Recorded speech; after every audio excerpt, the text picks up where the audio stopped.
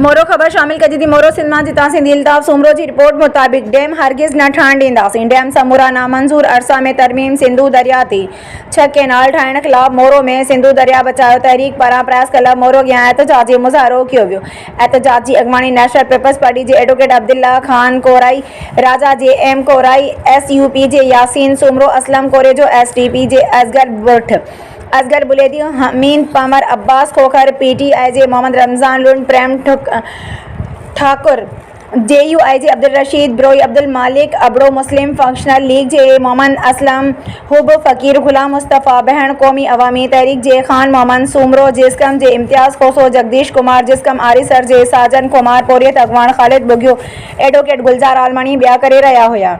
उन मौक़े ते अगवाननि चयो त अरसा क़ानून में तरमीम कंहिं बि सूरत में क़बूल नाहे, जॾहिं त सिंधु दरिया ते 6 कैनाल न ठहणु घुरिजनि, छो त 6 कैनाल ठहण सां सिंध जी तक़रीबन 48 खां 50 लख एकड़ गैर आबाद थी वेंदा, जंहिंजो मतिलबु लॻभॻि अधु सिंध तबाह थी वेंदी। पसंद पार्टी जे साईं वलीला कोराई खे एहतिजाजी तहरीक में अचण ते भलीकाल चऊं था। NPP